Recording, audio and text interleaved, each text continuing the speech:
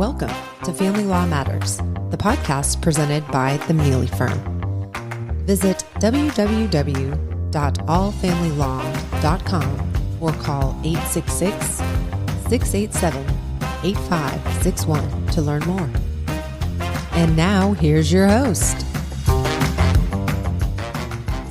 Well, welcome back in. I am Bill King. I'm a managing attorney and partner with the Mealy Firm, and I am joined today by two amazing colleagues, and we are going to be talking about summer vacations and family law, complications, what to do, just issues that arise and things to think about. And so I'd like to introduce my two colleagues, and we'll jump right in.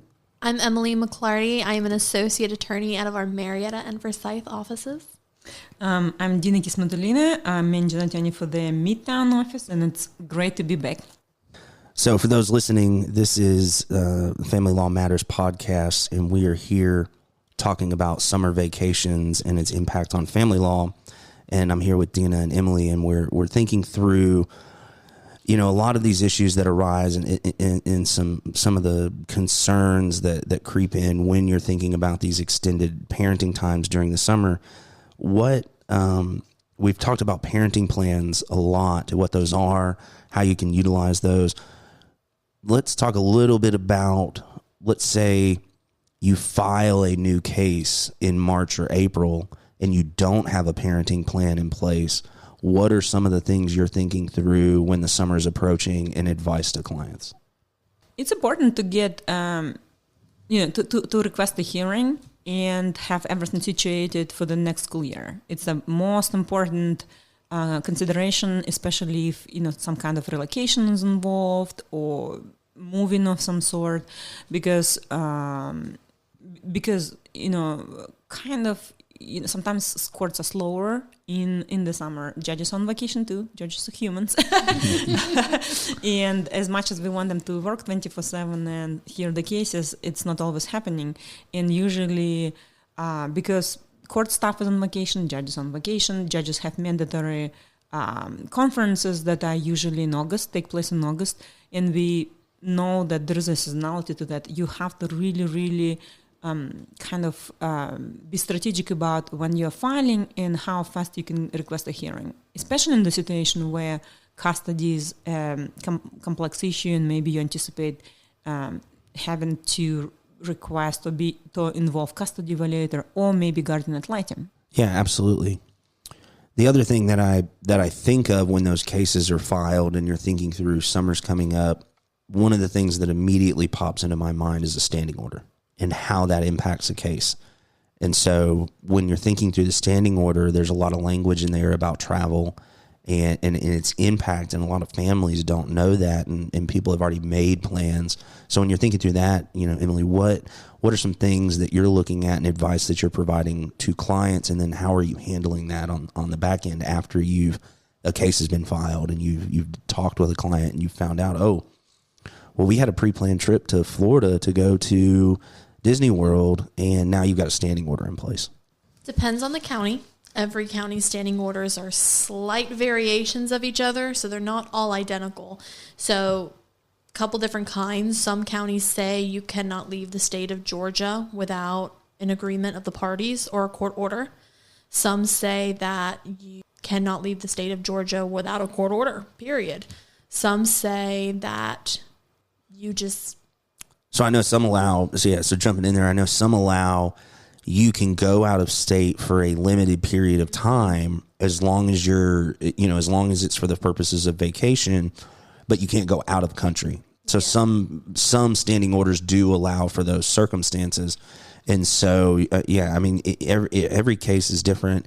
Every county is different. And so when that case gets filed, you're going, okay, what does the standing order say? What plans do you have? How do we maneuver this to fit? If it's that county where you can go on vacation, great. If it's not, what maneuvers are you making to handle that? And it greatly varies from county to county and it's extremely important to double check and talk to your attorney and know exactly the language. So majority of the standing order they say that you cannot remove the child from the jurisdiction, or from some of them say from jurisdiction of this court. And literally. And the jurisdiction would be Georgia, right? Because the court yes. has jurisdictional powers within the state of Georgia. Yes, and then some standing orders, specifically Fulton County standing order specifically says that that provision does not apply if it's for the cases for modification of custody. So it does not apply. Some cases will say, some counties will have standing orders that will say the child cannot be removed from the state of Georgia with the exception of vacation less than 2 weeks. So it's really important to know verbatim what does the standing order says. Some counties allow for the parties to do things by consent, for example, without consent of the other party or leave of court, which is permission of the court. So it's important to know ahead of time in not be in a situation when you already promised your child Hawaii vacation or Florida, and then it turned out that, the other party is against moving state of Georgia. But I want to, warn our listeners that to kind of think twice before denying your child an opportunities to have vacation or rest or good time with the other parent in another state. The judges are not going to look kindly that your child was not able to go to summer camp, to Tennessee, just because dad or mom refused to sign permission slip or allow travel to another state, especially when it's very, very obvious that it is for a very limited amount of time. Mm-hmm. Or go with the school choir team to Vienna or something like that, because judges are, in my experience, and I've been doing it in the state of Georgia for 11 years now, I've never seen a situation when the judge said, kudos to you, you didn't let your child go and be on the beach for a week. So what are your thoughts, Bill? Yeah, absolutely. So when you're looking at determining custody, the term that everybody hears is what's in the best interest of the child.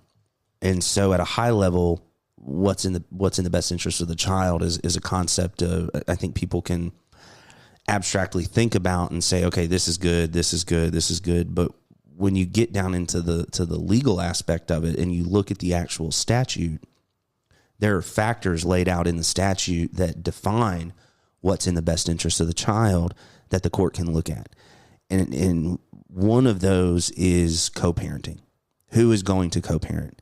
And I think that aspect of what you just talked about goes directly to that portion of the statute. Is who's willing to co-parent, who's going to be reasonable, who's going to understand that we're not going to use the children as a pawn.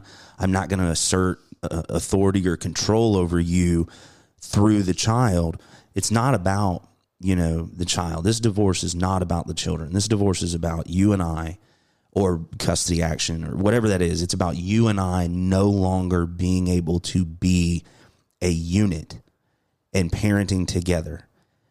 And what I mean by that is, you're not going to stay divorced. You're not going to be, you're not going to live in the same house. You're not going to continue to function as one unit. You are now going to be two separate households. But how do you handle that together? How do you continue to co-parent despite being in separate households? And not using the children as a pawn in that is extremely important because of that factor of co-parenting. And for some reason, during the summer, and Emily and Billy, let me know your experience, but the destination weddings and family reunions are always a hot topic. So I know it's tempting to say, no, I'm not going to let you go to your, mom's new husband's wedding. Your soon-to-be stepfather's wedding or stepmother's wedding. Or it's tempting to say, no, I'm not going to let you go to, to another state to participate in the family reunion, especially if it's a extended family of the other co-parent. But in reality, just like Bill said, what is in the best interest of the child? It always takes a village to raise a child. We want as many people to be involved. We want the child to be loved by as many people as possible, of course, under condition that the child is safe and it's a good environment for the child. We don't want children to be in a dangerous situation, exposed to drugs or alcohol or guns, but we want to make sure child is loved. The child has both, the parents don't have to be together, but they're still a set of parents, and they have two sets of parents. They have aunts and they have, cousins, and they know where they came from, and it will, in the long run, save you so much money in therapy. And, it's important to do things for the child and for the child's well-being and mental health. Right. And the other thing I think, working through these issues, a lot of people tend to focus on the short term and not the long term. And so when you're thinking through that, these are just moments in time over years and years and years and decades of being a family. And as those kids get older, depending on even, their age at that time, they're going to remember these things. They're going to remember either being able to go to an event and enjoying that event, or not being able to go to an event and not enjoy that event. And there is language in parenting plans that says you don't disparage the other side, you don't involve the children in litigation. And so parents shouldn't be saying, oh, well, your mom said you couldn't go, so you can't go. Or, oh, your dad said you couldn't go, so you can't go. However, even if that's not expressed directly, children are very, very smart. And as they grow older, they will understand and realize and start to pick up on those things that happen throughout their life. And they'll get a sense of the party that's responsible for those various things, what good or bad. And so thinking through that, don't get so bogged down in the short term. Think through that long term as well. Think through the long-term impact that your decisions now will have on your kids in the future. Because, being a parent of a 5-year-old and a 1-year-old, I know how quickly it can go by. And I want to treasure these moments day in and day out. But assuming that your children live a long, happy, healthy life, there are many more years after the age of 18 than before the age of 18 that you will have to enjoy being a parent of an adult child. And those decisions that you make now will impact the many, many years beyond the age of 18. And that is great reminder for everybody, Bill. And I also want to say, if you're listening to this podcast and maybe if your relations with your child are not ideal, it's never, ever too late. And regardless what happened in the past, to try to be in your child's life, even if, begin with small steps. Don't let your fear or guilt or, kind of bad feelings maybe toward your ex-wife or ex-husband stay in the way. And even if maybe you are not an ideal, and there is no such things to start with, an ideal parent, I highly encourage you to, make a step to be in your child's life. And whatever it means for you, maybe send a card, send a present, send, attend a sport game, tell your child you love him, and maybe, start with small things. Come to your child's lunch at school, offer to take them to their favorite store or an event that they like. So it's never, ever too late. And it is possible to turn things around. And children will see if you're genuine in your desire and you want to be in their life. And sometimes small steps matter more than grand gestures. Absolutely. So bringing it back to summer vacations, and on a little bit of a lighter note, I know we've gotten into some heavy stuff here. Do you all have any summer vacation plans? Are you doing anything fun? One of my children is gonna do summer rowing, so we will have some summer regattas. So that is great, and I'm looking forward to. Unfortunately, summer is not a great season for ice hockey, and as a Russian, I'm disappointed, but. But we are planning some summer hockey camps, which I'm not sure if we are out of time, but I want to also talk about one important thing that seemed to cause a lot of issue.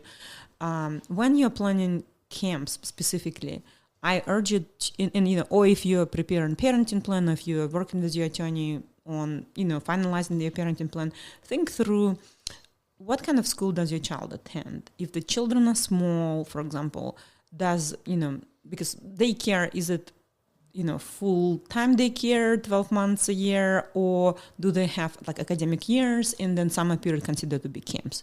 And it is maybe a minor consideration, but it has a big financial impact. Camps are important, and the question will be, so if it's outside of a regular school year, is it considered to be childcare? Is it considered to be camp? Is it considered to be extracurricular? And what does your parenting plan say, how such expenses are divided? Especially considering that good camps, interesting camps are fairly expensive, and you need to, majority of times you have to pay the full price or very, very hefty deposit to make sure that spot is guaranteed.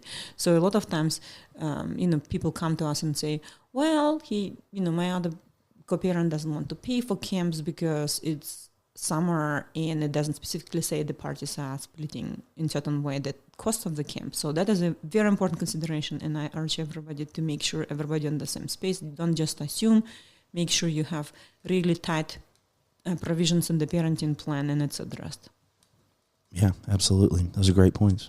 Emily, your summer plans? Yeah. I'm going down to Disney and Universal. Oh. I'm looking forward to that. And Nice. When are you going down? Some late May.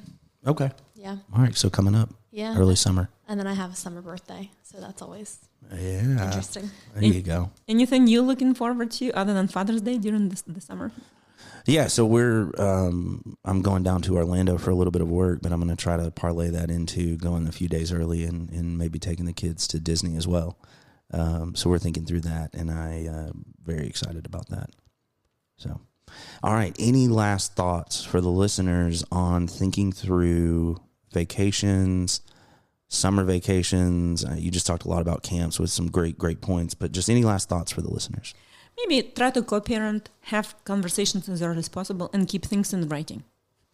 Get to know what your children like to do so that you can prepare them for summer and have a plan for summer that is not them sitting at home with absolutely nothing to do, and now you're trying to come up with a day-to-day schedule of what am I going to do with my kid.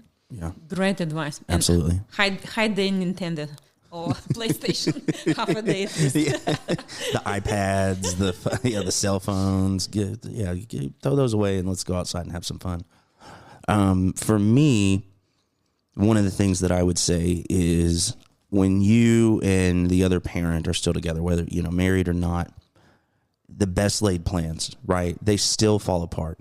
So now throw in the wrench of you all are not together and you're trying to co-parent separately. The best laid plans, that even more complications can arise. So my last thought is the earlier, the better. The sooner you can start making these plans, the better prepared you'll be to address any issues that arise. And thinking through, I want to make sure that I've got something set up for my kids so they're not sitting around all summer. I want to make sure that everything's paid for so nothing falls through at the end, or we didn't save that space for them in that camp. And so the earlier the better. Just start planning. Don't wait till the last minute. Work through those issues early so that you can make sure that your kids are having a great summer and living their best life despite, your imperfection. I'm not perfect. I make mistakes. Everybody makes mistakes. We all have our imperfections, but don't let those things stand in the way of giving your kids a happy life. So thank you, everybody, for joining us today here on our podcast, and we look forward to talking to you soon. And please check us out at www.allfamilylaw.com if you'd like to learn more.